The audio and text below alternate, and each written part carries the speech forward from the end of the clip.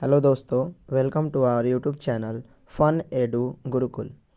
तो आज हम अपने इस वीडियो में यह समझेंगे कि बिहार 12th बोर्ड 2024 का एग्ज़ाम होने वाला है। उसमें इंग्लिश के जो चैप्टर के लाइनिंग को पूछे जाते हैं तो उनके बारे में हम लोग समझेंगे। इसमें कुछ लाइनिंग है, बहुत ही इम्पोर्टेंट लाइनिंग है, तो इसे अच्छे से समझिएगा। पहला कह रहा है, we notice that mind is a restless bird, the more it gets the more it wants is from taken from. तो ये जो लाइनिंग कर रहा है कि हम लोगों ने गौर किया है कि जो माइंड है, हम लोग का जो मन है, वो रेस्टलेस बर्ड है। यानी कि रेस्टलेस बर्ड जैसे कह सकते हैं कि एक बेचैन पक्षी है, जितना इसे मिलता है इतना ही यह चाहता है। ये लाइन किस टॉपिक, किस चैप्टर से लिया गया है? तो ये जो लाइन है ये इंडियन सिविलाइजेशन एंड कल्चर जो चैप्टर है हम लोग का इंग्लिश बुक का, उससे लिया गया है और ये महात्मा गांधी द्वारा लिखा गया है। अगला दूसरा है, कह रहा है, the past is not dead and static, it is alive and dynamic, is taken from. तो ये कहता है कि ये जो लाइनिंग कह रहा है कि जो पास्ट है, यानी कि हम लोग का जो पास्ट जो कह सकते हैं, अतीत को कहते हैं, तो वो क्या है, वो मृत नहीं है और स्थिर भी नहीं है, वह जीवंत है और डायनेमिक है। डायनेमिक मतलब क्या होता है? गतिशील है। ठीक है, यानी कि जो हम लोग का पास्ट है उससे हम लोग बहुत कुछ सीखते हैं। और ये लिया गया है हमारा जो चैप्टर है भारत इज़ माई होम, और ये लिखा गया है डॉक्टर जाकिर हुसैन द्वारा। ठीक है, अगला कह रहा है, many thrust their advice upon India and see remains study. मतलब कहता है कि बहुतों ने भारत पर अपने सलाह दिया और फिर भी वो क्या हुआ, अध्ययन करते रहे। तो ये लाइनिंग है, ये लिया गया है इंडियन सिविलाइजेशन एंड कल्चर, वही चैप्टर जिसे लिखा है महात्मा गांधी जी ने। 4 नंबर कह रहा है, I placed my loyalty to my country irrespective of religion और लैंग्वेज। यानी कि कहता है कि मैं जो हूँ, I pledge my loyalty. Loyalty मतलब क्या होता है कि अपना निष्ठा, वफादारी जिसको कह सकते हैं। ठीक है, तो ये कहते हैं मैं अपनी निष्ठा के प्रति प्रतिज्ञा लेता हूँ। प्लेज्ड मतलब प्रतिज्ञा लेना होता है, किस लिए? टू माई कंट्री, यानी अपने देश के प्रति। ठीक है, किस प्रति कह रहे हैं? इरिस्पेक्टिव ऑफ रिलीजन और लैंग्वेज, यानी कि धर्म की या भाषा की परवाह किए बिना अपने देश के प्रति अपनी निष्ठा की प्रतिज्ञा करता हूँ। तो ये लिया गया है, ये लाइनिंग है भारत इज माई होम से, जिसमें राष्ट्रपति के शपथ लेते समय ये बात कही जाती है। अगला कह रहा है, state is not the master but the servant of people. यानी कि जो राज्य है वो कोई मास्टर नहीं है, मालिक नहीं है, लेकिन वो क्या है, इसके बजाय वो लोगों का नौकर, सेवक है, सेवक उसको कह सकते हैं। तो ये लिया गया how free is the press, इसके लिखने वाले हैं डोरोथी एल सायर्स। ठीक है, अगला लाइन कह रहा है, इट इज पॉसिबल डैट ए हेन being a simple creature thrives based on simple treatment. यानी कि ये जो कहता है कि इट इज पॉसिबल, यानी क्या है, यह संभव है। क्या संभव है? कि जो मुर्गी है, ठीक है, ए हेन बीइंग ए सिंपल क्रिएचर, यानी कि मुर्गी जो है बहुत ही साधारण प्राणी होने के कारण जो होता है, कह सकते हैं कि इसका जो थ्राइव्स होता है बेस्ड ऑन सिंपल ट्रीटमेंट, यानी कि इसका जो कह सकते हैं कि उपचार जो होता है बहुत ही अच्छे तरीके से होता है। ठीक है, साधारण तरीके से होता है। ठीक है, तो ये लिया गया है चैप्टर से द अर्थ से, और इसके लेखक हैं H.E. बेट्स। ठीक है, कह सकते हैं याद करने के लिए, धरती पर बैठ रखा, वह धरती पर बैठ रखा हुआ है। अगला कह रहा है, some of the immediate and brilliant results of modern invention are too maddening to resist. यानी कि ये कहता है कि कुछ जो इमीडिएट यानी कि बहुत ही तुरंत होने वाले, तत्कालिक कह सकते हैं, और ब्रिलियंट यानी बहुत ही शानदार जो परिणाम हुए किस चीज़ के, मॉडर्न इन्वेंशन के, यानी कि जो आधुनिक आविष्कार हुए हैं उनके बहुत ही कुछ तत्काल और शानदार जो परिणाम आए हैं, वो बहुत ही मैडनिंग टू रेसिस्ट कहता है। मैडनिंग टू रेसिस्ट इसका मतलब कहता है कि जैसे उसको कह सकते हैं कि जो रिसिस्ट करने के लिए, मतलब प्रतिरोध करने के लिए, या फिर कह सकते हैं कि जो क्या है, एक तरह से पागलपन बना, पागल कर देते हैं। बहुत ही शानदार है, ठीक है। तो ये लिया गया है, ये किस चैप्टर से लिया गया है, तो ये लिया गया है इंडियन सिविलाइजेशन एंड कल्चर से लिया गया।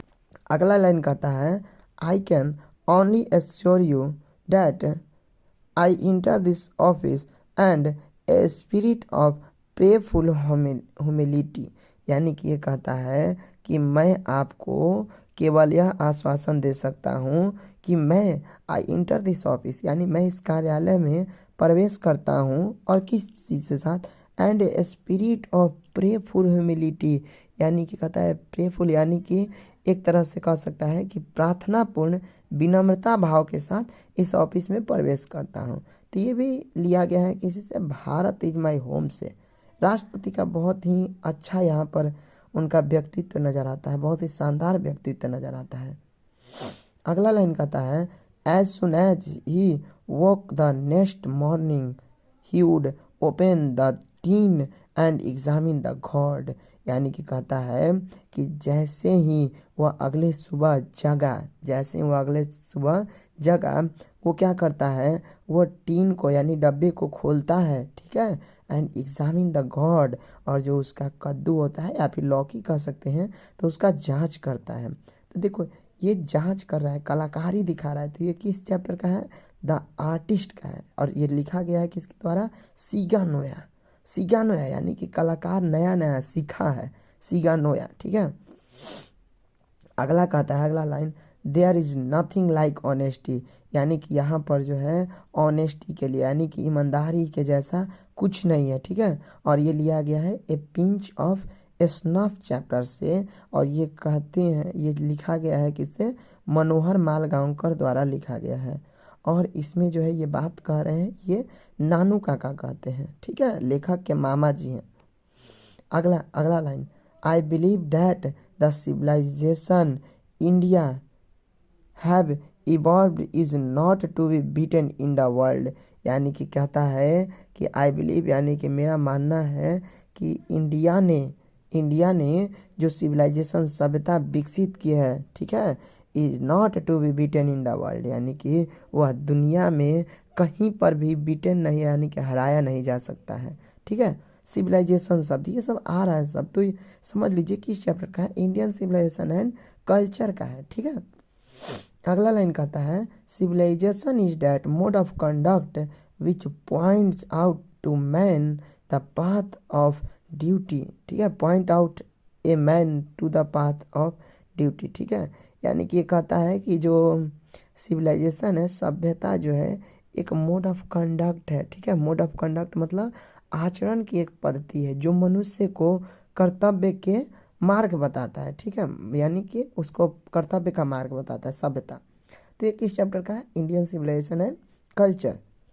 अगला है, the more we indulge in our passion the more unbridled they become, यानी कि ये कहता है कि जितना हम लोग अपने पैशन में क्या होते हैं, इंडल्ज, लिप्त होते हैं। पैशन मतलब जो हमारी कोई भी प्रक्रिया है, ठीक है, ये जो हम लोग कहते हैं जो करना चाहते हैं उसमें लिप्त होते हैं, the more unbridled they become, यानी कि उतना ही क्या होते हैं, वे बेलगाम हो जाते हैं, मतलब बेलगाम हो जाते हैं, ठीक है, इस तरीक़ा से। तो ये कहता है कि कोई भी इतना उसमें मतलब लिप्त नहीं हो जाना चाहिए कि आप खो जाएं उसमें पूरी तरह से। पढ़ाई में खो जाइए, लेकिन वो भी एक सीमित तरीक़ा से होता है, ठीक है। तो ये लिया गया है इंडियन सिविलाइजेशन एंड कल्चर के द्वारा। अगला कहता है, and as we walk we make pledged that we shall always march ahead, यानी कि अगला कहता है कि और एज वी वॉक, यानी कि जैसा कि हम चल रहे हैं, तो हम प्रतिज्ञा करते हैं कि हम क्या करेंगे, सदैव हमेशा क्या करेंगे, आगे बढ़ते रहेंगे, ठीक है, आगे बढ़ते रहेंगे, मार्च अहेड। जैसा हम चल रहे हैं, ये एक तरह से कहता है, ये एक प्रक्रिया है जो संघर्ष की है। और ये लिया चैप्टर है, आई हैव ए ड्रीम, यानी मेरा एक स्वप्न है। किसके द्वारा लिखा गया है, मार्टिन लूथर किंग जूनियर, ठीक है, उनके द्वारा लिखा गया है।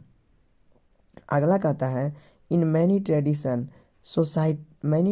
Societies the relationship between dash dash is more important then that between husband and wife, यानी कि कोई एक रिलेशन कहता है कि उन लोगों के बीच वो क्या है, वो अधिक इम्पोर्टेंट है, महत्वपूर्ण होता है किनके बीच, हस्बैंड और वाइफ यानी पति और पत्नी के बीच जो रिश्ता होता है उससे ज़्यादा महत्वपूर्ण होता है किसमें, ट्रेडिशनल यानी परंपरागत समाज में। ठीक है, और ये जो लिया गया है ये चैप्टर है ए चाइल्ड इज बॉर्न। ठीक है, अगला कहता है फॉर द नेक्स्ट 4 और 5 years Benji went on creating more houses for more hence eat from, यानी कि ये जो है किस चैप्टर से लिया गया है, तो कहता है कि नेक्स्ट 4 या 5 साल में, मतलब कह सकता है नेक्स्ट 4 या 5 साल तक बेंजी जो है मुर्गियों के लिए क्या करता है, अधिक और अधिक क्या करता, और अधिक घर बना रहा था। और ये किस चैप्टर से लिया गया है, बेंजी वाला है। ठीक है, तब मुर्गी वाला है, और ये जो लिया गया है द अर्थ से। ठीक है, लिखक है एची बेट्स। तो इतने सारे जो है इम्पोर्टेंट लाइंस हैं, इसको आप अच्छे से कर लेंगे तो आपको जो है एग्ज़ाम में बहुत लाभ होगा। ठीक है, इतना। और ये अगर आपको अच्छा लगा तो अपने दोस्तों के साथ शेयर करें जो इस बार 2024 में 12th बोर्ड का एग्ज़ाम देने वाले हैं। ठीक है, और जो है इसको शेयर कीजिए, लाइक कीजिए, और चैनल पे आप नए हैं तो सब्सक्राइब भी ज़रूर कीजिएगा। और इसके साथ ही हम और भी इस तरीके का वीडियो लाते रहेंगे, सेशन चलता रहेगा जो आपको 12th बोर्ड में बहुत ही लाभदायक होगा। Thank you.